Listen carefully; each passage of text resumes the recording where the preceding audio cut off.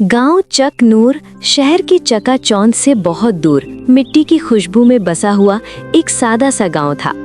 इस गांव की कच्ची गलियां, पीपल से दरख्त, बेरी के झुरमट और मिट्टी के घर अपनी खामोशी में बहुत कुछ कहते थे। सुबह की हवा में आजान की आवाज घुलती तो पूरा गांव जाग उठता। इन्हीं गलियों के आखिरी कोने में एक छोटा सा मिट्टी का घर था जिसमें दादी अम्मा रहती थीं। दादी अम्मा की उम्र किसी को ठीक से मालूम नहीं थी। कोई कहता 70 साल, कोई कहता उससे भी ज्यादा। उनके सफ़ेद बाल हमेशा 2 चोटियों में बंधे रहते, जिन्हें वो खुद बड़ी नफासत से संवारती थीं। चेहरे पर झुर्रियाँ थीं, मगर आंखों में ऐसी चमक थी जैसे बरसों का सब्र और दुआ वहाँ ठहर गया हो। उनके पास न दौलत थी, न जमीन, न औलाद का सहारा, मगर पूरा गांव उन्हें अपनी माँ समझता था। हर दिन दादी अम्मा फज्र से पहले उठ जाती, वुज़ू करके नमाज पढ़ती, फिर अपने सहन में झाड़ू देती। मिट्टी के सहन में झाड़ू की आवाज़ गांव की खामोशी में एक मानूस सा एहसास पैदा कर देती। इसके बाद वो मिट्टी के चूल्हे पर आग जलाती, चाय बनाती और दरवाजे पर बैठकर सूरज निकलने का इंतज़ार करती। सूरज की पहली किरण उनके चेहरे पर पड़ती तो वो आसमान की तरफ देखकर कहती, या अल्लाह, आज भी सबको अपनी अमान में रखना। गांव के बच्चे जब स्कूल जाते तो दादी अम्मा के दरवाजे पर रुक जाते। दादी अम्मा सलाम। वो मुस्कुराकर हर बच्चे के सर पर हाथ रखती और दुआ देती, अल्लाह तुम्हें इल्म दे, अक्ल दे और अच्छा इंसान बनाए। कहते थे कि दादी अम्मा की दुआ खाली नहीं जाती, इसीलिए माएँ अपने बच्चों को खास तौर पर उनके पास भेजती।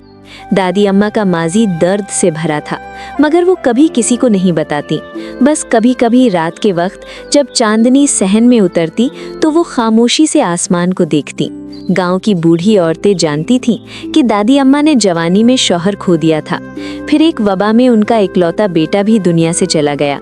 इसके बाद उन्होंने दुनिया से शिकवा नहीं किया, बस सब्र को अपना जेवर बना लिया। वक्त गुजरता गया।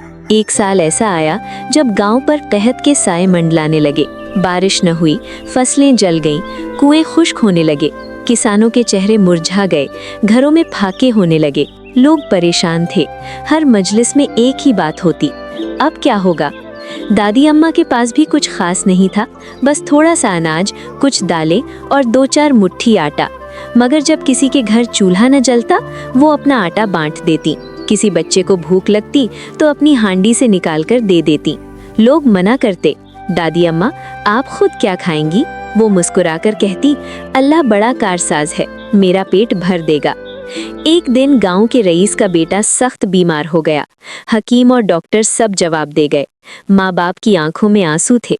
किसी ने मशवरा दिया, दादी अम्मा से दुआ करवाओ। रईस खुद चलकर दादी अम्मा के पास आया। उसकी आंखों में आजिज़ी थी। दादी अम्मा मेरे बेटे के लिए दुआ कर दें। दादी अम्मा ने वुज़ू किया, 2 रकत नफल पढ़े और हाथ उठाकर दिल से दुआ की। उस रात बच्चे की हालत बेहतर हो गई। चंद दिनों में वो सेहतयाब हो गया। पूरे गांव में ये बात फैल गई कि दादी अम्मा की दुआ कबूल हो गई।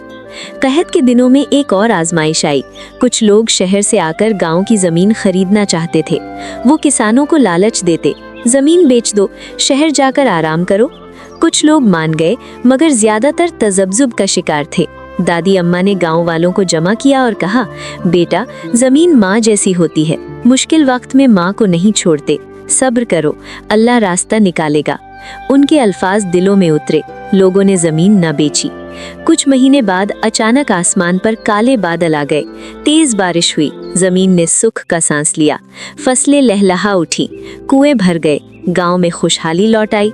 लोग सजदे में गिर गए। उस दिन पूरा गांव दादी अम्मा के घर जमा हुआ। किसी ने उनके लिए नया दुपट्टा लाया, किसी ने अनाज, किसी ने चाय, मगर दादी अम्मा की आंखों में आंसू थे। ये सब अल्लाह का करम है, मेरा नहीं। कुछ अरसे बाद दादी अम्मा बीमार रहने लगी। चलना फिरना मुश्किल हो गया, मगर ज़बान पर शिकवा ना आया। एक सुबह वो फज्र के बाद सहन में बैठी थी। सूरज निकला, हवा में ठंडक थी। उन्होंने आसमान की तरफ देखा और धीरे से कहा, या अल्लाह, तेरा शुक्र है, तूने इज्जत के साथ रखा। उसी दिन वो खामोशी से इस दुनिया से रुखसत हो गई। जब खबर फैली तो पूरा गांव रो पड़ा। जनाजे में हर आंख अश्क बार थी। बच्चे, बूढ़े, जवान सब आए। किसी ने कहा, हमने अपनी माँ खो दी। दादी अम्मा का घर आज भी वैसा ही है, मिट्टी की दीवारें, खाली सहन, मगर वहाँ अब भी एक अजीब सी रोशनी महसूस होती है। गांव के लोग कहते हैं कि जब भी मुश्किल आती है, दादी अम्मा की दुआएं आज भी उनके साथ होती हैं। और यूं दादी अम्मा ये सिखा गई कि असल दौलत नेकी, सब्र और दूसरों के लिए जीने में है, न कि मालो दौलत में।